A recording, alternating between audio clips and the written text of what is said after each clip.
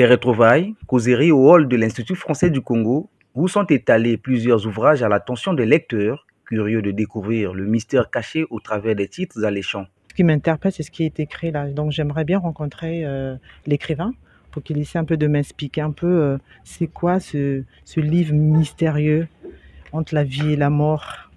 Et donc ça m'a un peu interpellée, donc je vais essayer d'avoir beaucoup plus d'explications à ce livre. La couverture, c'est pareil, hein. Quand vous regardez, on dirait c'est l'au-delà, c'est l'âme, ça nous fait voyager, mais en même temps, ça nous inquiète un peu, oui, hein, le livre, hein, vu comment c'est présenté.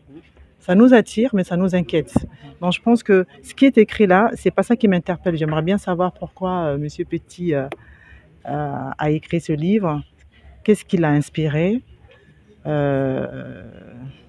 dans ses écrits, je ne sais pas s'il a fait des rencontres ou pas, je n'en sais rien. J'aimerais bien savoir en fait. Bien en savoir sur 777 portes dorées qui attirent et interpellent les consciences, Philippe Petit, son auteur, est l'invité des rencontres littéraires.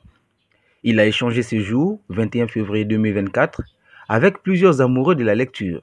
Dans la foulée, Cardi Yuelo apprécie bien la plume de Philippe Petit. Déjà que j'ai retenu qu'il y a plusieurs sources d'inspiration, jusqu'ici je ne connaissais pas.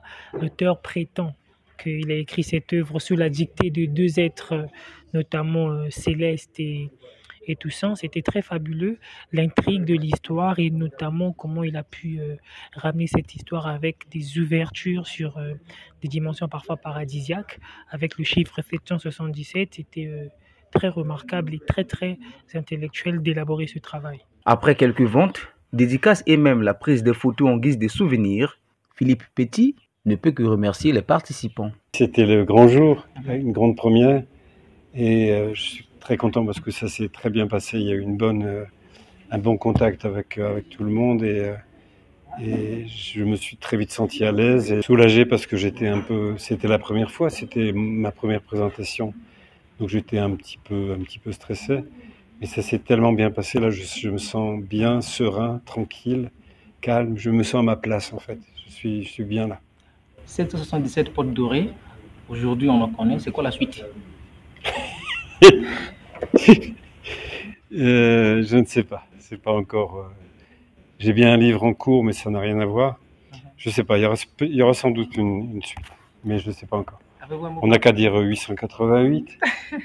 Avant la suite, quelques autres lecteurs ont jeté leur regard sur Fil d'Ariane, le tout premier livre de ce même auteur qui centre sa plume sur son vécu en Haïti. Le Fil d'Ariane.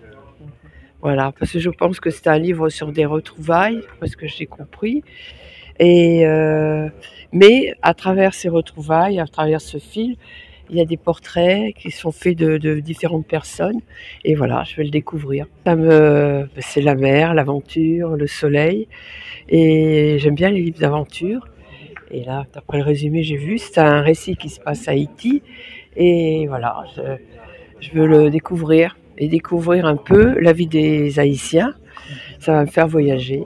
Je leur dirais que la lecture, c'est un véhicule très important dans la vie. Il ne faut pas hésiter à ouvrir un livre parce que un livre vous fait voyager, développe l'imagination et peut-être même peut vous ouvrir un avenir. Pourquoi pas, voilà. À la jeunesse, d'en prendre bonne note.